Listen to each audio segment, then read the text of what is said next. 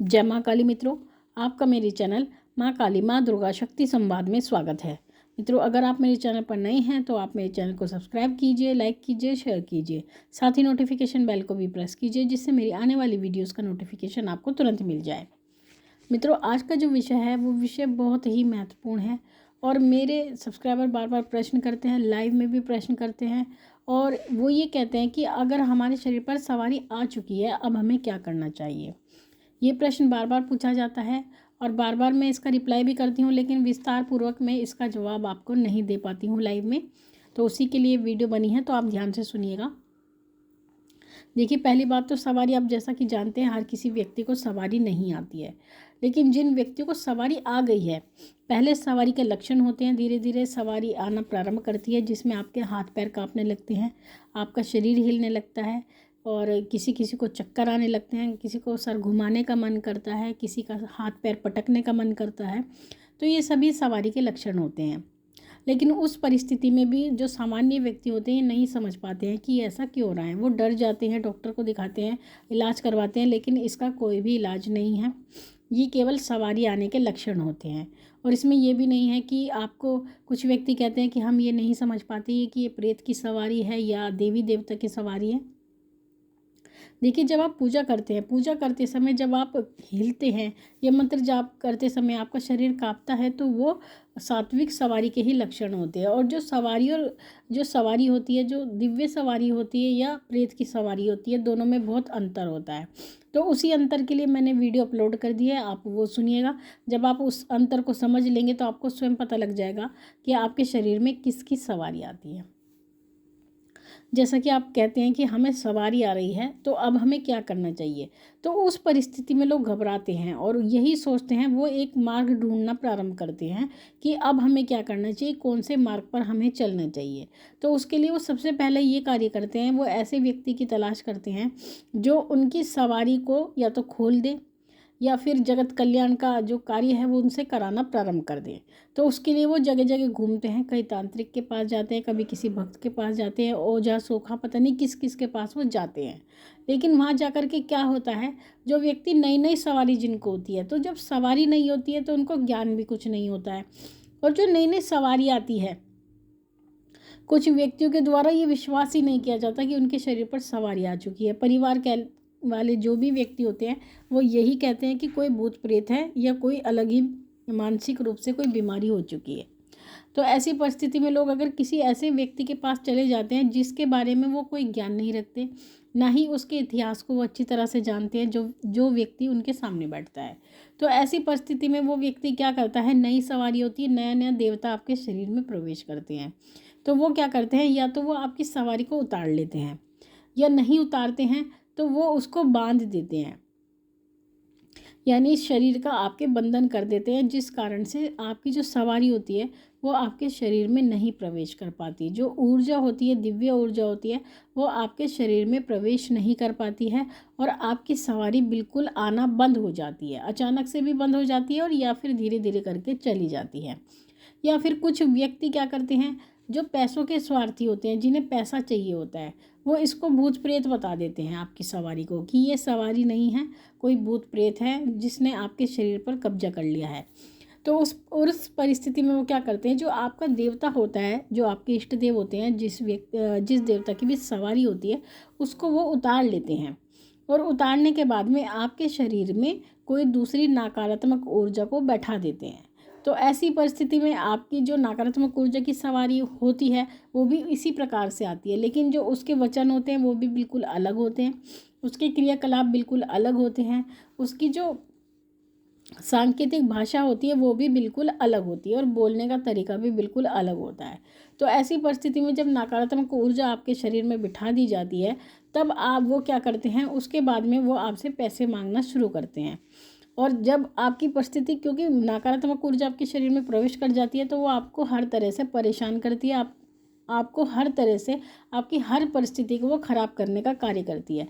आपका घर भी ख़राब करती है, आपका शरीर भी ख़राब करती है, आपको मानसिक रूप से भी ख़राब करती है।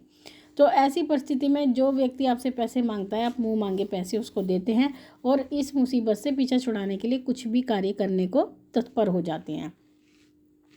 तो यहाँ आकर आपको क्या मिला, जो आपके पास था वो तो आप खो आए और उल्टा अपने साथ एक मुसीबत को लेकर आए। तो तब आपकी एक बहुत बड़ी हम मूर्खता मानते हैं कि अगर आप ये कार्य करते हैं। तो अब ये बात आती है, अगर आपके ऊपर सवारी आ गई है तो अब आपको क्या करना है, यानी पहला जो स्टेप है आपको क्या लेना है, पहला कदम आपका क्या होगा। देखिए, पहले तो जिन व्यक्ति को सवारी आती है, केवल सवारी आती है, यानी सवारी बोलती नहीं है, आती है, हाजिरी आती है, केवल हाजिरी खुली नहीं है आपकी, तो ऐसे व्यक्तियों को बिल्कुल भी घबराने की आवश्यकता नहीं होनी चाहिए। उनको सबसे पहले अपने इष्ट देव का ध्यान करना चाहिए, जो उनके अपने इष्ट देव होते हैं, क्योंकि जो सवारी होती है अधिकांशतः जो उसके चांस होते हैं वो इष्ट देव की आने के ही होते हैं, या फिर आपके कुल देवता की और पितरों की भी सवारी आपके शरीर पर आ सकती है। तो उस परिस्थिति में अगर आपको ज्ञान भी नहीं है, आपको जो पूजा आप करते आ रहे हैं आपको वही पूजा करते रहना है, अपनी पूजा में कोई बिल्कुल भी फेरबदल आपको नहीं करना होता है। फिर दूसरी बात, जब सवारी आपके शरीर पर आ चुकी है तो जो घर के परिवार के जितने भी सदस्य होते हैं और जब हाजिरी आती है, चाहे वो एक दिन में एक बार आए या एक हफ्ते में आए या 6 महीने में आए, क्योंकि ऐसा नहीं होता कि जब नई नई सवारी आती है कभी कभी उसका जोड़ ज़्यादा भी होता है और कभी कभी कम भी होता है। कभी कभी ऐसा भी होता है कि 24 घंटे ही आपको ऐसा लगता है कि हमारा शरीर घूम रहा है, यानी आपका शरीर घूमता रहता है, चलते फिरते आपको चक्कर भी आते रहते हैं। तो ऐसी परिस्थिति में भी आपको घबराने की कोई आवश्यकता नहीं होती, क्योंकि ये प्रारंभिक अवस्था होती है। जैसे जैसे सवारी का समय बढ़ता है सवारी नियंत्रित होती जाती है। तो जब सवारी आती है तो जितने भी आपके परिवार के सदस्य हैं, क्योंकि दिव्य ऊर्जा है, देवता की ऊर्जा है, तो उनको उसका सम्मान करना चाहिए।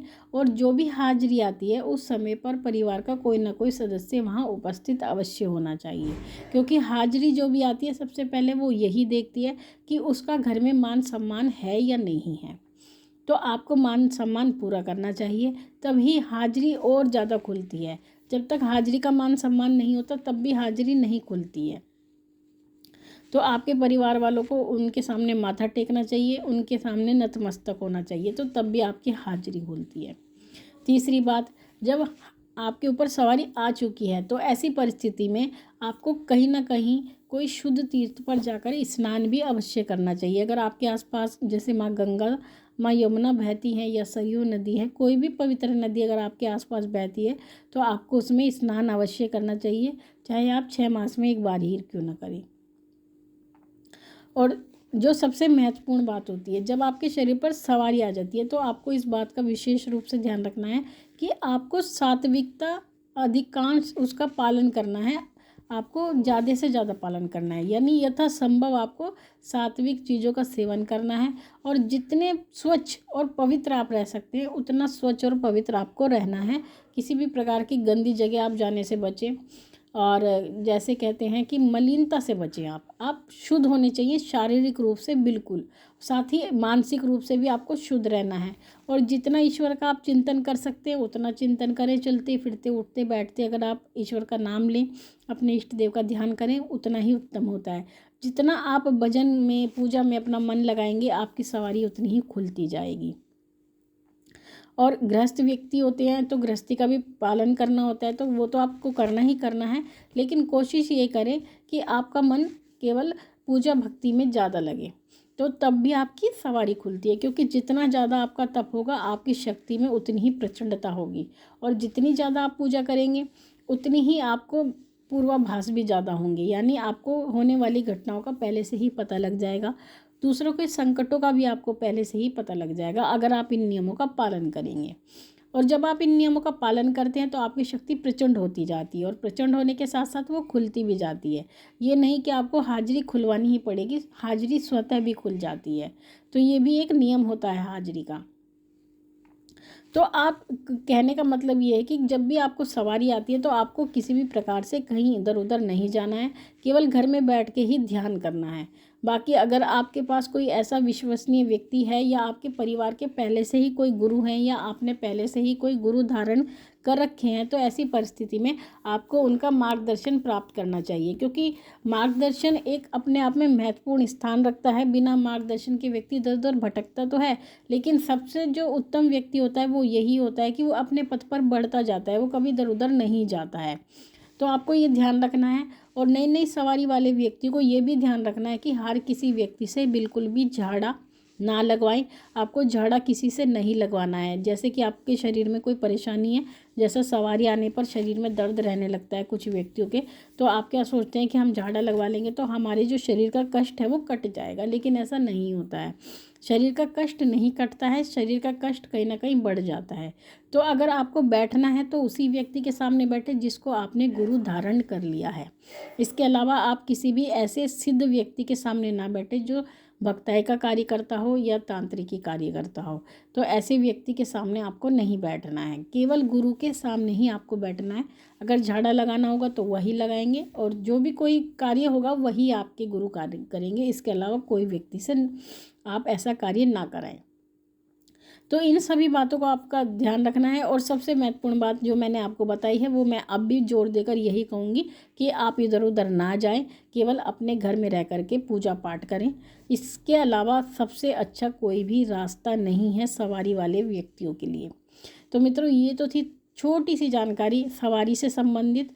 इसके अलावा अगर आपके कोई भी प्रश्न है तो आप मुझे कमेंट में लिख सकते हैं, और कमेंट में लिखने से ही ये फ़ायदा हुआ है कि मैं ये वीडियो आपके लिए बना रही हूँ। तो आप कमेंट में लिखें जिस विषय पर आप चाहते हैं कि मैं वीडियो बनाऊँ। माँ भगवती से यही प्रार्थना करती हूँ कि वो आपके भंडारे भरती रहे, आपकी सभी मनोकामनाओं को पूर्ण करती रहे। आपसे फिर मिलूँगी अपनी अगली वीडियो में। तब तक के लिए जय महाकाली, जय महाकाल।